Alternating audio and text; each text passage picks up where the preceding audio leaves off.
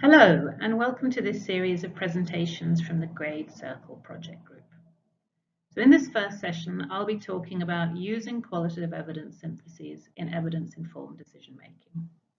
I'm Claire Glenson from the Norwegian Institute of Public Health and Cochrane, Norway, and I'm presenting on behalf of the Grade CERQual project group. So the learning objective for this session is to gain a broad understanding of the role that qualitative evidence synthesis can play in evidence-informed decision-making. So what is the aim of qualitative research? Well, qualitative research aims to describe the social world and also to understand people's views and experiences and motivations for doing what they do. And in many cases, qualitative research also aims to explain the social world by developing hypotheses or theories or models. So, common qualitative research methods include focus group interviews, individual semi-structured interviews, participant observation, and sometimes document analysis. So this is where we analyze text-based data, such as diaries or documents or online chat room discussions. And systematic reviews of qualitative research or qualitative evidence syntheses identify and synthesize these types of studies. And these syntheses are becoming increasingly popular. So how do qualitative evidence syntheses differ from reviews of effectiveness? Well, the main structure is broadly similar. We carry out systematic searches for relevant qualitative studies. We assess the quality of and extract data from the studies that we include, and we synthesize this data. But all of these stages follow principles that are appropriate for qualitative research. In an evidence-informed decision, where do qualitative evidence syntheses fit in?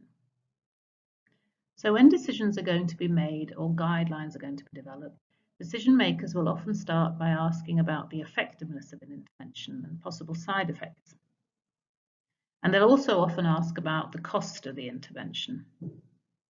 But in addition to these questions, they'll also often ask what intervention outcomes matter to people, whether the intervention is likely to be acceptable to people, whether it's feasible to implement, and also how the intervention could influence equity. And if they decide to go ahead and recommend an intervention, they also would like to know how we best can implement the intervention. Now, all of these questions in green are questions that qualitative evidence syntheses can help us answer. I'm going to give one example of how qualitative evidence syntheses can be used in decision making. And this is an example from the World Health Organization's recent guidelines on digital health. And so this guideline used a so-called evidence to decision framework to assess different types of evidence for different types of questions. This guideline covered a number of questions, and one of the questions was whether the World Health Organization should recommend so-called targeted client communication by mobile phone. In practice, this involves giving targeted information to patients and the public by mobile phone. So, for instance, sending people health promotion messages, sending reminders about healthcare appointments, or sending the results of diagnostic tests. The WHO decided to focus on 4 target groups for this guideline: adolescents and sexual and reproductive health, adults and sexual and reproductive health, pregnant women and postpartum women, and parents of children under the age of 5. The first question they asked was, what is the effect of these types of programs? And particularly with regard to people's use of healthcare, people's health, and people's health behaviour. So a Cochrane review of effectiveness was carried out. And this review concluded that despite the popularity of these types of programs, there were many gaps in the evidence, and a lot of evidence that was assessed as being of low or very low certainty. And where evidence did exist, it showed mixed results. So it probably has some benefits for some outcomes, but may make little or no difference to others. So quite a fragmented picture. The next question they asked was about cost and resource use. And we didn't carry out a systematic review to answer this question. Instead, we based our information on expert opinion. And the experts agreed that these types of programs have large startup costs and large recurring costs. The next question was whether people are likely to find this sort of program acceptable. Here we decided to carry out a qualitative evidence synthesis. And this synthesis showed that many clients are positive to these types of services. They describe how it provided them with support and connectedness, how it made them feel like someone was interested in their situation and cared about them, and it could give them a sense of direction and reassurance. But the qualitative evidence synthesis also found that clients who were dealing with health conditions that are often stigmatized or very personal, so such as HIV or family planning or abortion, they worried that their confidential health information would be disclosed. The synthesis also showed that people's perceptions and experiences were influenced by a range of different factors, such as the cost of the message content, how often and when the messages were sent, who the messages came from, their length and language, and things like tone, whether the message was upbeat or negative, etc. The next question that the WHO asked was about the feasibility of these programs. And we used the same qualitative evidence synthesis here to answer this question.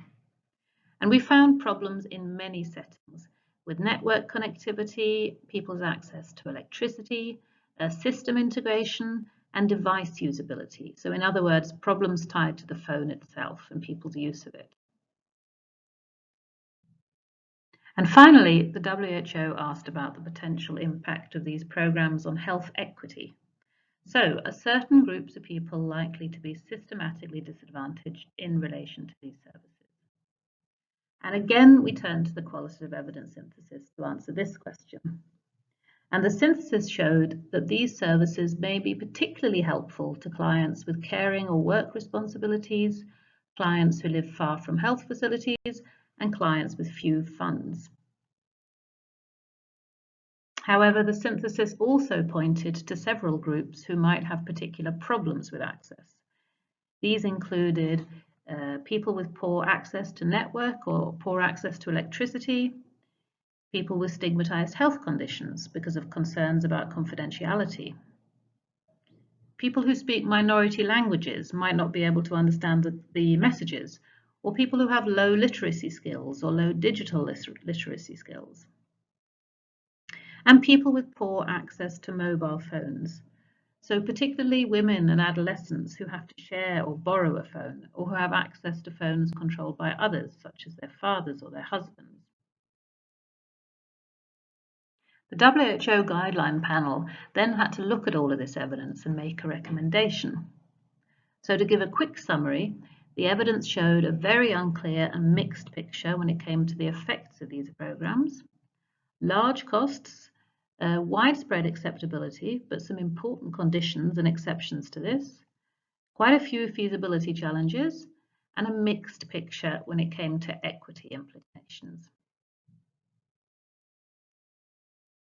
The guideline panel then had 4 choices. They could recommend this option for these target groups, they could recommend it with certain conditions, or they could recommend against. And what they decided to do was to give a conditional recommendation. So the intervention was recommended under the condition that potential concerns about sensitive content and data confidentiality can be addressed. So here you can see that findings from the qualitative evidence synthesis directly influence the recommendation. In addition to this, they used findings from the qualitative evidence synthesis to develop a set of implementation considerations. So they pointed out that implementers should ensure access to network connectivity and electricity, ensure that the content and the format and the delivery of information meets the needs of different target groups, they should involve stakeholders in the design of the program, etc. In this example, I've shown how qualitative evidence syntheses can provide decision makers with evidence about acceptability issues, feasibility issues, and equity issues, as well as using this evidence to develop implementation considerations. Qualitative evidence syntheses can also provide evidence about the types of questions and interventions and outcomes that matter to people. So we can also use this evidence to define the scope of a guideline, for instance. In the next session, I'll be giving an introduction to how qualitative evidence syntheses are prepared. And I'd like to end there by acknowledging the contributions of the rest of the grade CERQual coordinating team. If you want to learn more about Grade CERQual and for further reading, please visit our website, join the mailing list or the project group. And thanks for listening.